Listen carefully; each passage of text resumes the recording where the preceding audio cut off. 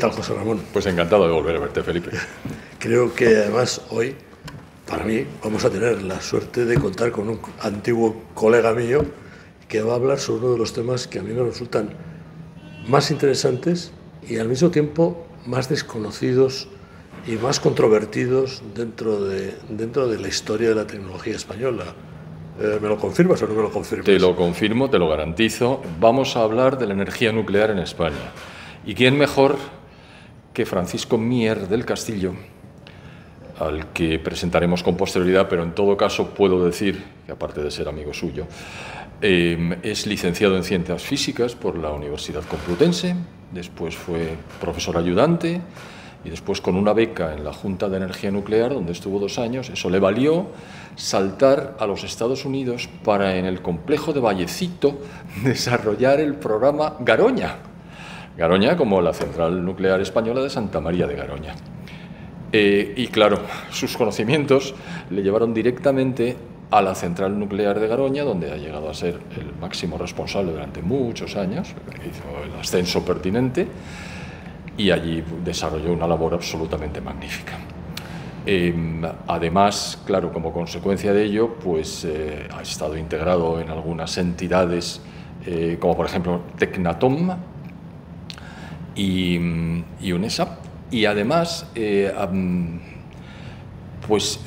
un dato que es importantísimo y que revela la importancia de su trabajo, y es que es miembro permanente de la Sociedad Americana de Energía Nuclear, es decir, es vitalicio. Tal es la importancia que para los norteamericanos tiene su trabajo.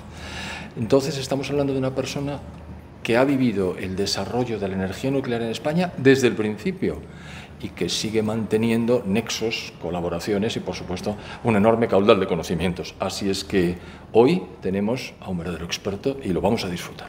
Pues yo espero que sea capaz de contagiar a los jóvenes que nos suceden para que volvamos a tener ese tipo de actividad que tuvimos durante el año. Estoy segurísimo, porque además tiene una garra personal y una capacidad de comunicación poco comunes. Lo vamos a ver.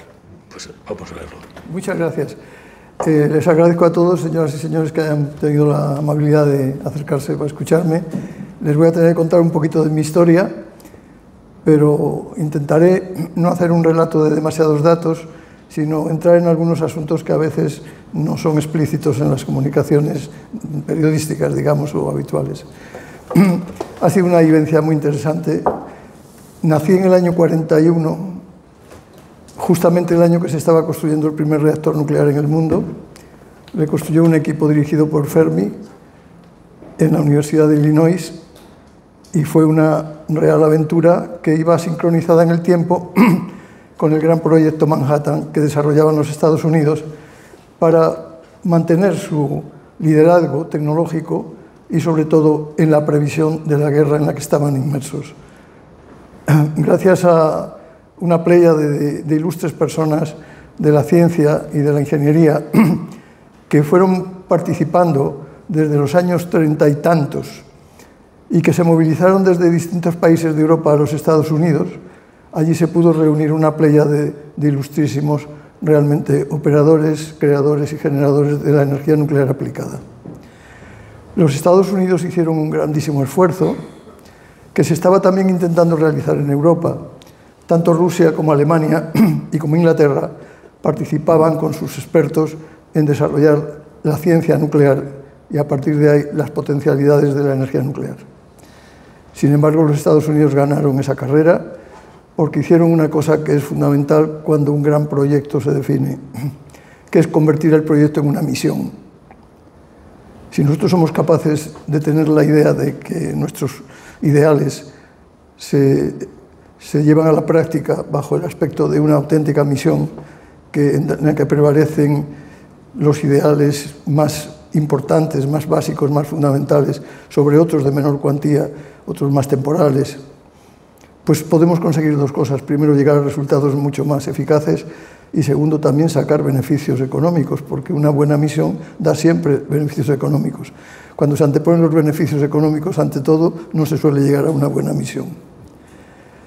Los Estados Unidos nos dieron una lección y nosotros en Europa, en algunos países, la aprendimos bastante bien. En España, concretamente, fue un éxito rotundo. ¿Y por qué se considera que es una misión? Porque cuando nosotros realmente observamos el universo, y hoy día con mucha más precisión, porque tenemos elementos suficientes para penetrar más allá de las fronteras razonables, nos damos cuenta de su inmensidad. La obra del Creador es extraordinariamente grande y extraordinariamente, aparentemente compleja. Tan compleja y tan sencilla. Todo lo que se mueve en el universo se mueve y vive por la energía nuclear. Pretender, como algunos, que la energía nuclear sea ignorada, desatendida, vilipendiada o clausurada, es negar la evidencia. Eso sí que es negacionismo absoluto, porque es el negacionismo del todo lo que es el universo, claro está. Bajo esta premisa fundamental debemos entender la energía nuclear porque es sustancial con nosotros mismos. No hay nada, ni el agua, ni nuestro cuerpo, ni este trapo de mi traje, que no esté formado por elementos nucleares fundamentales. Y ver cómo funcionan, cómo se estructuran y cómo nosotros podemos sacar provecho de ello es un afán, digamos, razonable para cualquier ser inteligente. Hay seres que no son demasiado inteligentes y procuran eliminarlo de una manera muy tonta, muy insípida, digamos. Me reservo otros adjetivos, evidentemente. Pero nosotros tenemos la ventaja de que hemos sido capaces de sacar un provecho magnífico de la energía nuclear y voy a intentar explicárselo en pocas palabras. Básicamente voy a intentar moverme en el efecto que llamamos de fisión nuclear, porque la fusión es otro asunto bastante distinto y con no tan próximos resultados como algunos pretenden esperar. Podemos en algún momento tocar ese tema si hubiera tiempo o si alguien está interesado en ello de manera particular. Nosotros nos fijamos en la fisión nuclear. La fisión nuclear es un proceso por el cual los átomos de gran tamaño, los átomos ya muy estructurados, muy constituidos, digamos, los átomos de elementos del universo viejos, tienen la posibilidad en algunos casos de romperse mediante el impacto o la penetración de neutrones, partículas elementales pequeñas, de carga neutra, evidentemente, y masa 1, parecidos a un protón, pero sin carga eléctrica. Tienen la posibilidad de escindirse, generando una cantidad de energía suficientemente interesante para su aplicación. Por decirlo de alguna manera, casi todos los átomos grandes pueden romperse con un bombardeo fuerte de neutrones, pero no siempre tienen la posibilidad de que este proceso sea fácil o económicamente rentable. En algunos lo es más, y en esos nos vamos a fijar en uno concretamente, que es el uranio, pero hay otros elementos que gozan de esas mismas virtualidades en distintas características, cuantías o aspectos. El uranio es un elemento abundante relativamente en la Tierra, digo relativamente a los efectos de que es una Tierra rara, digamos, y que está compuesto por un conjunto de isótopos, en los cuales uno, que es uranio 235, ese isótopo es muy fácilmente fisionable. Esa fisión del uranio nos conduce a obtener energía, pero al mismo tiempo productos radioactivos que son los restos de la destrucción de estos núcleos. Entonces, los núcleos radioactivos son elementos peligrosos, son elementos que debemos considerar suficientemente en todo el manejo del material radioactivo y en todo el manejo de las operaciones que conlleva la obtención de su energía. Un reactor básicamente nuclear de uranio es el elemento, por decirlo así, o la máquina más simple que imaginar cabe. Un conjunto de cosas muy sencillas se juntan en un espacio y cuando hay neutrones de por medio, ahí se producen las reacciones nucleares y si se dan las circunstancias de lo que llamamos criticidad, se mantiene, se genera, incluso se puede aumentar esa escisión y por lo tanto mantener una reacción increscendo que puede llegar incluso a ser muy importante, muy grande. Hay en la naturaleza, en la Tierra, hay restos de tierras en donde se encuentran elementos que nos inducen a pensar que ahí se ha producido un fenómeno de esta naturaleza. Es decir, que la naturaleza en la Tierra ha generado un reactor nuclear, que ha funcionado un tiempo, con mayor o menor ventura, con mayor o menor potencia, y se ha escindido cuando ha concluido o bien su estructura geométrica, porque se ha roto la criticidad, que les explicaré un poco lo que es, muchos ya lo saben, y entonces al romperse esa criticidad ha parado el reactor porque no se dan las condiciones para que se automantenga la fisión nuclear. La criticidad es un fenómeno muy simple y muy curioso, se da en casi todas las cosas de la vida, se da en la economía. Una empresa es crítica cuando sus beneficios superan a sus gastos y tienen dinero para repartir dividendos y además para mantener el crecimiento de la sociedad. En un reactor nuclear ocurre una cosa parecida. Si nosotros tenemos un espacio, imagínense una caja grande en la cual tenemos elementos fisionables, que es el uranio, y podemos introducir neutrones, que es relativamente fácil, porque la propia naturaleza lo facilita, pues entonces ahí se generan fisiones. Las fisiones generan a su vez neutrones. Si el número de neutrones generados en todo ese espacio es mayor que el número de neutrones consumidos en ese espacio, tendremos un reactor que será crítico o supercrítico. El criterio es bien sencillo. Hasta en psicología ocurren cosas parecidas, según el capricho, el estado de ánimo, etcétera, etcétera. Pero en la economía es evidente que es así. O sea que no estamos ante nada extraño. Una de las grandes cosas de la ciencia, a mi parecer, y lo que he podido ir a veces deduciendo de situaciones distintas, es que hay como una especie de, si no llamémosla ley, si llamémosla de modus operandi general. Gracias a ello se pueden producir las parábolas. La parábola es un poco la traducción a genérico de lo que es común en casi toda la naturaleza. Y este es uno más, un ejemplo clásico de que podemos hacer es como.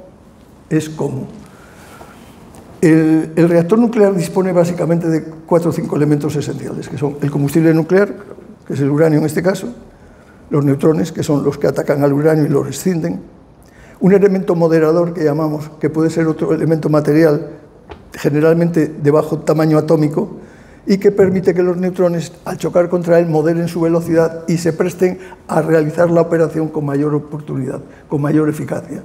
Llamamos neutrones lentos y a esos reactores que funcionan con ese tipo de control les llamamos reactores térmicos. ¿Por qué? Porque los neutrones están en una especie de equilibrio de temperatura con el medio ambiente. Neutrones térmicos tienen una energía menor y los núcleos, por eso de la mecánica cuántica y los estados cuantificados, tienen una mayor facilidad para tomar esos neutrones térmicos y escindirse. El uranio 238, que es otro isótopo del uranio, tiene la virtud de que se escinde con menos facilidad con neutrones térmicos, pero con mucha facilidad con neutrones muy rápidos. Entonces, la mezcla de uranio 235 con uranio 238 nos permite hacer juegos para optimizar el recurso que tenemos. El problema que tenemos es que si solo tenemos uranio 235, tenemos que enriquecerlo, porque con el 0,7% que hay en la naturaleza no llegaríamos a tener un reactor crítico en unas condiciones físicamente razonables. No podríamos construir una catedral para hacer un reactor crítico. Tenemos que enriquecerlo. El enriquecimiento es una labor compleja que saben ustedes, y además ahora ha estado muy de moda, con eso que querían los iraníes, enriquecer el uranio, etcétera, etcétera, porque si llegamos a tener uranio enriquecido al 99%, podremos hacer bombas explosivas. Tendremos un volumen crítico muy pequeño, no necesitamos mucho volumen, y en ese volumen crítico el crecimiento de los neutrones es rapidísimo y por lo tanto de las fisiones.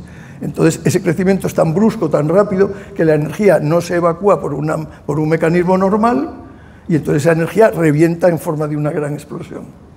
Si nosotros en un reactor mantenemos esa criticidad controlada mediante las barras de control, que son absorbentes de neutrones, entonces podremos de alguna forma no solo generar la energía que nos interese, sino aprovechar esa energía para sacarla por algún mecanismo, normalmente un elemento convector de energía térmica, que puede ser el agua, el gas, un metal fundido, cualquier cosa.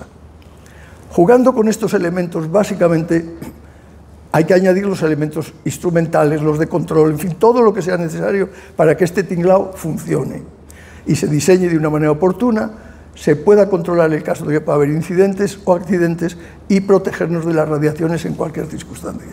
Ese es uno de los oficios fundamentales cuando se mantiene una central nuclear en operación o parada después de haber estado funcionando. Bien, si nosotros ya tenemos el concepto del reactor nuclear funcionando, podemos pensar en cuántas variantes de reactores podemos hacer. Hoy podemos asegurar que con la experiencia que tenemos y con los resultados podemos hacer reactores a medida del gusto de cada uno. Cuando la gente habla ahora de reactores grandes o reactores pequeños, toda la vida hemos tenido reactores. Los más reactores que hemos hecho han sido pequeños. Yo he tenido un reactor que era como una mesita así pequeña, para jugar con él y hacer diabluras con los neutrones. ¿Por qué diabluras? Porque las diabluras que se hacían con los neutrones en los laboratorios era justamente para obtener esos datos que me permiten luego establecer las condiciones operativas y de diseño de cada aparato. Y cuando ya tiene uno unas tablas enormes y unas leyes de física bien acomodadas a esos datos, pues entonces ya diseña uno los reactores. Y los reactores luego, dada la proximidad que puede estar un reactor a su criticidad, no se diseñan y se construyen, salvo los ya muy modernos con mucha experiencia. Normalmente se hacen y se montan partiendo de un conjunto subcrítico, es decir, se van añadiendo piececitas y mirando con los instrumentos cómo evolucionan los flujos de neutrones. Les voy a dar dos números muy curiosos y muy significativos. Los neutrones que hay en un reactor nuclear funcionando de potencia normalmente se mueven en unas cantidades de neutrones tales que son del orden de entre 1 y 2 por 10 elevado a 13 ceros neutrones por centímetro cúbico y por segundo. Es decir, que manejamos unos números en física nuclear que son un poco esquizofrénicos. Pero así es el universo. Lo es en lo grande y lo es en lo chico. Entonces, este mecanismo de conseguir saber cómo funcionan y cómo nosotros somos capaces de diseñarlo no surge así de repente, surge con el trabajo de muchos años y de mucha gente. Los trabajos más específicamente ya enfocados a este asunto comienzan en los años 30, 30 y tantos. Toda esa pléyade de físicos que ustedes han oído hablar, de ingenieros nucleares, que descubrieron los neutrones, los electrones, desde los Curie para adelante, ha sido una pléyade de ellos. Y esa pléyade de ellos, de gentes dedicadas a ese trabajo, va cuajando y tomando color ya a final de los años 30. En los años 30 y tantos, ya se empiezan a poner sobre el tapete las bases físicas reales, operativas, para construir la fisión nuclear controlada. Ese conocimiento se desarrolla básicamente, por decirlo así, entre personas de 3 o 4 países. Rusia, medianamente, Alemania, mucho, Inglaterra, bastante, y Estados Unidos, muchísimo, porque absorbe todo ese saber de muchas gentes. Y así, en el año 1942, arranca el primer reactor, se hace crítico, se había empezado a construir en el 41, dentro del Plan Manhattan.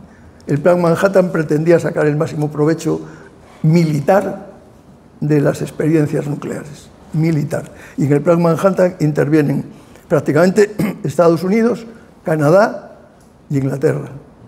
Esos 3 países hacen que funcione el Plan Manhattan. Al Plan Manhattan se dedican en Estados Unidos más de 120.000 personas y recursos ingentes, tan ingentes como que el propio Tesoro americano cede sus reservas de plata para construir bobinas para poder enriquecer el uranio. Se enriqueció primero por métodos electromagnéticos. Luego ya se han desarrollado otros mecanismos de enriquecimiento, que es a partir de gases.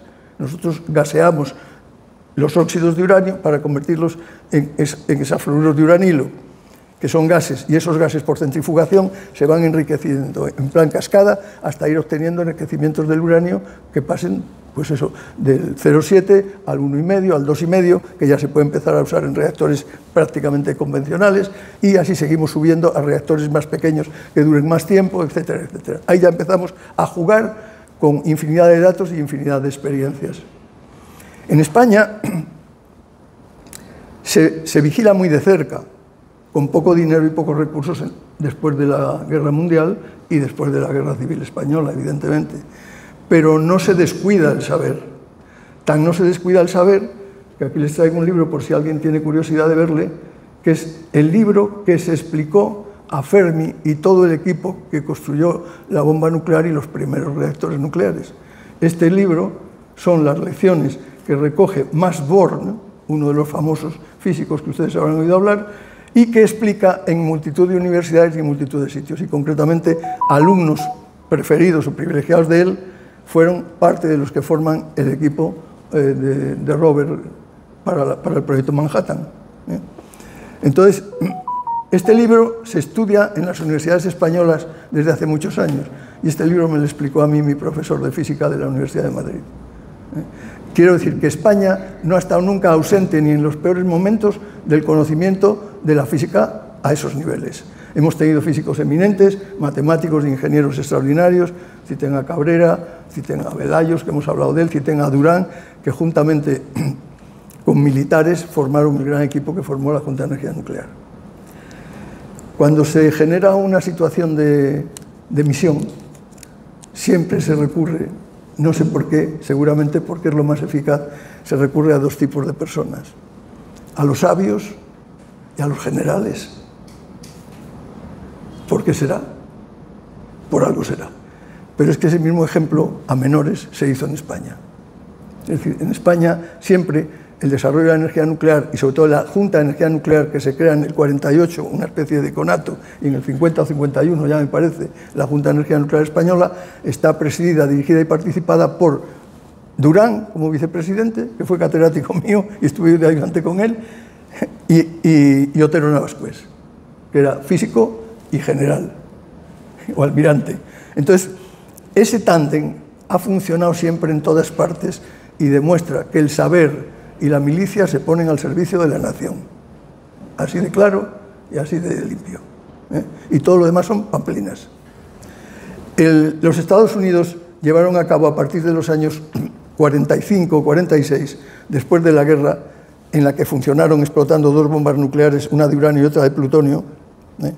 El plutonio es un colateral que se produce a partir del uranio 238 y que en España pudiéramos haberlo obtenido, y de hecho lo tenemos, pero se lo explicaré enseguida. A partir del año 45, 44, 45, una vez que termina la Guerra Mundial, los Estados Unidos reconocen que la energía nuclear, tal como se ha presentado, es nefasta para la humanidad porque lo único que se ha visto son la explosión de las bombas. Y entonces empieza a lanzar un proyecto y un programa de átomos para la paz. Y el programa de átomos para la paz abre su conocimiento y sus posibilidades a terceros países, entre ellos España. Y a principios de los 60 llega a España un reactor experimental que se instala entre las dos facultades de Letras y de Derecho, no sé si se acuerda alguno si lo vivió por entonces, y en ese cachivache estuve yo ahí cernicaleando como estudiante, que nos llevaron para enseñar a la gente lo que no sabíamos, pero bueno, allá andábamos. Y a poco tiempo ya se inicia el Gen 1, el reactor que tenemos en la Junta de Energía Nuclear, que es un reactor excelente para experimentaciones. Además de eso, se producían algunos isótopos radioactivos con objetos de servir las necesidades médicas o de otra índole. Yo tuve la suerte de estar incorporado a la Junta de Energía Nuclear en el reactor durante casi 3 años, llevando a cabo una serie de experimentos para mejor entender el funcionamiento de un reactor a través de las radiaciones gamma y no solo de las cámaras de ionización, que eran las que primero y las que se siguen utilizando. Y con ello hemos tenido una información complementaria del decay, que dicen los americanos, del decaimiento de los productos de fisión a lo largo del tiempo y, por lo tanto, del control de su peligrosidad, digamos de alguna manera, a los efectos de conservar los residuos radiactivos. Pues bien, en España, entonces, a través de la Junta de Energía Nuclear, que fue un organismo extraordinariamente eficaz en lo formativo y en lo comunicativo, no lo fue tanto en los resultados finales a donde podíamos haber llegado, porque evidentemente los recursos eran limitados y las limitaciones de otra índole, de tipo político internacional, también existían. Entonces, la Junta hizo 2 trabajos importantísimos en lo técnico, uno que fue el estudio y seguimiento de todos los temas de seguridad nuclear y de protección radiológica, y la mineralogía, la detección y tratamiento de los minerales de uranio, con lo cual pudimos llegar a tener las fábricas de ENUSA, fabricando combustible y hoy suministrando incluso a terceros combustible para los reactores más modernos del mundo. Los nuestros hoy día son los más modernos del mundo, nuestros grandes reactores, a los cuales hay que desearles larga vida si la gente pone los pies en el suelo y empieza a pensar con justicia y razón y no hacer las tonterías que se están haciendo. Lo estoy diciendo muy suave, ustedes me entienden. Entonces, nosotros en España se tomó una decisión magnífica, que fue poner 3 reactores tipo. Un reactor fue el primero, el de Zorita de los Canes. Zorita de los Canes es un reactor de agua a presión. El agua a presión ya se había utilizado en reactores de tamaño medio y pequeño. De hecho, el submarino Nautilus se le puso ya uno de ellos. O sea que reactores pequeños hemos hecho toda la vida. Y nosotros en el laboratorio teníamos por lo menos 6 o 8 reactores pequeños y 2 grandes. Un boiling activo y un boiling pasivo, en Vallecitos. Pero en Livermore había más y en el otro laboratorio de Sandía había muchos con fines militares, porque era donde se montaban las bombas. Y el plutonio que generábamos en unos laboratorios lo llevábamos al Sandía Lab para montar los instrumentos de la Marina, concretamente. Entonces, el gran acierto de poner estos 3 reactores no fue un capricho, fue una decisión muy bien estudiada, porque tuvimos un reactor de tamaño normalizado para lo que había en la época. El primer reactor, la primera central eléctrica utilizando un reactor nuclear como foco de calor se puso en Rusia en el 54. A partir de ahí ya empezaron las inglesas, las americanas, a lo grande ya, a lo grande. Y reactores nucleares para producir plutonio, los Estados Unidos pusieron, a continuación del de la Universidad de Illinois, hicieron uno más grande, rápidamente. Todo esto lo hacían en meses, en tiempos de guerra, en meses, para producir ya plutonio en ese otro reactor. ¿El plutonio cómo se produce? Pues se produce a partir de la irradiación del U-238 que les decía antes, con neutrones rápidos, en un reactor térmico. Ese material se saca del reactor, se reprocesa químicamente, se separa el U-238, y con ese, perdón, se separa el plutonio que se ha generado del bombardeo de U-238, se separa el plutonio químicamente, y ese plutonio directamente sirve para ser fisionable y tiene una gran apetencia por neutrones para producir una criticidad y una gran potencia en una bomba térmica. Entonces, ellos hicieron esas cosas desde el año 39 al año 45, que reventaron las 2 bombas en Japón. Ya habían hecho otra prueba, la Trinity, en los laboratorios de Nuevo México, y aquello funcionaba por todos los lados a las velocidades de vértigo. La misión y la conjunción científicos, ingenieros y generales. Eso es lo que fue. En España esas 3 centrales tuvieron esa virtualidad. La segunda central que se puso en marcha fue la de Santa María de Garoña, que era un reactor de agua en ebullición, que reúne otras condiciones nucleares muy interesantes porque es muy segura. Porque cuando el agua hierve, la reactividad baja porque no hay moderación de esos neutrones que antes decía que había que moderar. Entonces, ante un problema de cualquier índole, abres válvulas, evaporas más agua, la reactividad cae, el reactor se para. Además de eso, tiene otros elementos adicionales. Las centrales de agua a presión también se les han añadido elementos importantísimos, es decir, que ambas son, desde el punto de vista de seguridad y operativamente, muy similares. O sea, a mí me da igual ir a una que a otra a hacer que funcione. Me da exactamente igual. Me da exactamente igual. Son como 2 hermanos gemelos que tienen unas características un poquito distintas. Entonces, la segunda central que se monta es la central de Garoña y es la central de Garoña y simultáneamente, prácticamente al mismo tiempo, la central de Valdecaballeros, de Vandellós 1. Esa central se monta con el modelo francés. ¿Qué es el modelo francés?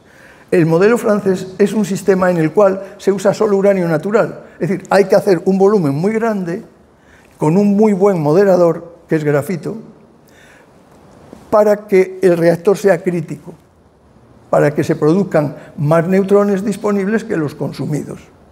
A medida que yo aumento el tamaño, como cuando aumento una empresa, la eficacia suele mejorar. Pues es el mismo criterio que antes decía de la parábola. Es decir, que se monta este reactor ¿con qué objeto? Pues se lo están ustedes imaginando. Estábamos en la época en que nuestro querido amigo estaba montando el islero, o pensando en montar el islero. Y el islero era el proyecto nacional para poder producir armamento nuclear. Velarde, habrán oído hablar de él, pues era un militar, físico, un ingeniero, un tío fantástico, excelente persona, y le encargan esa misión. Y el hombre prepara todos los estudios necesarios para poder tirar adelante con la misión de uso militar del asunto este. Y eso era a base de utilizar los reactores de uranio natural de tipo grafito gas francés y luego reprocesar ese combustible. En España no tenemos plantas de reproceso, los belgas la tienen y los franceses también. Yo tuve la suerte de trabajar en una en Estados Unidos. No es que sea muy complicado, pero tiene sus quejas, porque estás manejando materiales radiactivos en cantidades ingentes del combustible que ha sacado irradiado de los reactores. Entonces, claro, lógicamente eso se maneja todo con robótica a distancia, con mecanismos de extracción de aires, controles de todo tipo y demás. Y el plutonio que sacas es un mal amigo porque a pesar de ser muy gordo, es un átomo grande, tiene una difusibilidad enorme en los materiales. Yo no sé todavía por qué, pero curiosamente cuando lo metíamos en cajas que eran como del tamaño de este libro, había que tener mucho cuidado que la caja fuera de un material y de distintas capas, porque aunque tú lo hubieras sellado muy bien adentro, al poco tiempo te aparecía por afuera, y es un emisor alfa muy peligroso, muy radiactivo, y que además se mete en los huesos con mucha facilidad. O sea que hay que protegerse del plutonio. El plutonio es muy mal amigo. El uranio no es tan peligroso, ni mucho menos. Pero el plutonio es muy mal amigo. Hay que cuidarse de ellos con muchísimo esmero. Cuando cayó la bomba de Palomares, yo no pude verla porque no te dejaban verlo, pero estos amigos de los que les hablo sí fueron a ver que podían husmear. No husmearon mucho, porque los americanos no dejaban husmear mucho, lógicamente. Tuvo que romperse la bomba, porque si no, no hubiera habido contaminación de plutonio. Tampoco tuvo que romperse excesivamente. No sé cuánto se rompió, pero plutonio apareció contaminando la zona. Algo se tuvo que romper. La bomba, porque golpee, no explota. O sea, las bombas explotan cuando las consigues hacer de ellas el tamaño crítico en donde se puede producir ese fenómeno de disrupción de los neutrones. Pero no explotan por sí, no la puede usted golpear, tirar, hacer lo que le dé la gana, que no va a pasar nada. Ella es muy dócil en cuanto al maltrato. Entonces, estos intentaron sacar provecho de esto y algo debieron de sacar, de husmear con unos y con otros en cuanto a información de detalle de fábrica o demás. Pero hoy día hay tal información en el mercado que prácticamente cualquier niño casi puede construirla si tiene los elementos adecuados. O sea, que hoy día me decían, ¿será muy difícil hacer un arma nuclear? Pues solo os hacen falta dos cosas, decisión y dinero. Decisión y dinero. Y ahora hablamos de la tercera central, que fue Garoña, que es la que a mí me ha tocado llevar durante muchos años. Santa María de Garoña fue una central que se inicia su construcción en el año 65 aproximadamente, y en el año 71 ya estábamos funcionando en la red. Ahora dicen que tardan 15 años o 20, o no sé cuánto. Entonces no teníamos medios, no había empresas auxiliares, éramos 4 gatos. Bien es cierto que la central se hizo llave en mano con General Electric, pero una llave en mano en la que participábamos muchísimo. Pero cuando digo muchísimo, es muchísimo. La industria nacional en aquel momento, que estábamos todavía siendo muy pequeños, participábamos ya con el 60 y tantos y el 70%. Se crearon muchas empresas auxiliares, de calderería, de soldadura, de montajes, etcétera, etcétera. Y eso fue justo cuando se estaba construyendo la central. En el año 71 arranca la central. En el 71, en septiembre, la inaugura el jefe del Estado, en una inauguración simpaticísima, por cierto. Se comió un pedazo de tortilla y un vaso de vino y un cacho de pan, y mandó a todos con las langostas a paseo. Bueno, pues cada uno es como es, y él era así, por lo que se ve. Entonces dijo que había que trabajar mucho y que dejarse de tanta pamplina. Entonces, la central arranca en marzo, se conecta a la red, pero ya la habíamos arrancado en noviembre. Es decir, que en ese tiempo que les he dicho, desde el 65, prácticamente 65 hasta noviembre del 70, han pasado, ¿cuántos? 5 años escasos, poco más, ¿no? Pues ya habíamos construido una central y estaba funcionando y teníamos equipos formados para hacerla funcionar. Ahora resulta que todo eso es complicadísimo, se tarda no sé cuánto. Pues es posible, no digo que no, pero entonces se hizo así y no éramos más listos que los de ahora, ¿eh? A lo mejor éramos más, eso otro que están ustedes pensando. Entonces, con estas 3 unidades arrancamos el plan nuclear de centrales nucleares en España. Las 3 nos han servido para muchísimo, no solo en producir energía, sino en producir conocimiento, calidad y importancia. Garoña, y ya me tengo que centrar en ella porque es la que he vivido más de cerca y puedo referirme a ella con más detalle, Garoña se conforma de tal manera que los problemas que surgieron, y eran muchos, porque fue la mayor central de Europa en ese momento, recién creados, muchísimas de sus instalaciones novedosísimas. Nuevos diseños, nuevas instalaciones, nuevos elementos de seguridad, nuevos compromisos operativos y demás. En Garoña surgen muchos problemas. Los primeros que aparecen son problemas en el propio combustible. Y aparecen hasta tal nivel, aparecieron en más centrales del grupo y de otras centrales del mundo, porque se había pasado a unos tamaños ya muy grandes, de lo que eran primero reactorcitos pequeños, casi experimentales. Entonces, estos problemas aterran un poco a la gente. No generan ningún problema en el exterior de las centrales, pero les puedo asegurar que nos generaron mucho trabajo y muchas preocupaciones dentro de ellas. Pudimos con esos problemas. resolvimos esos problemas. Mucha gente desertó en el camino. Mucha gente desertó en el camino. Pues porque se tenía miedo, se tenía recelo, se tenía, ¿qué voy a hacer yo aquí en la central con estos líos que hay? Tal. Bueno, pues a mí me tocó hacerme cargo de la central justo en el año 73 o 74. Yo tenía 33 años, 74. Se pueden imaginar un mocosillo de 33 años que le dicen que se ponga a manejar la central más grande de Europa. Bueno, entonces hicimos una cosa fantástica. Había un logotipo en el edificio del reactor con dos Ns muy grandes que quería decir Centrales Nucleares del Norte.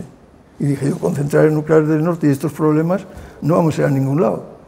Y lo cambiamos por una cosa tan simple que decía Santa María de Garoña. Coño, y se empezaron a resolver los problemas. O sea, por algo sería, ¿no? Y se resolvieron de tal manera que luego surgieron otros problemas que afectaron a muchos tipos de centrales, que fueron los problemas de materiales, ¿os acordáis?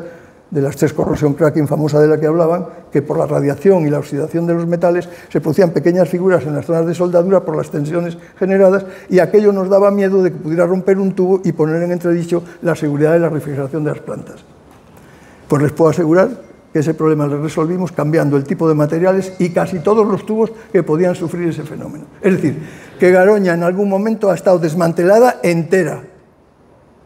Por eso cuando a mí a veces me preguntan, ¿se puede recuperar una central? Yo no la he recuperado, la hemos desmantelado varias veces y la hemos vuelto a desmantelar, como dice aquel. Es decir, hemos ganado tal experiencia en el manejo operativo y ingenieril y técnico de las centrales que somos capaces de hacer cualquier cosa con ellas.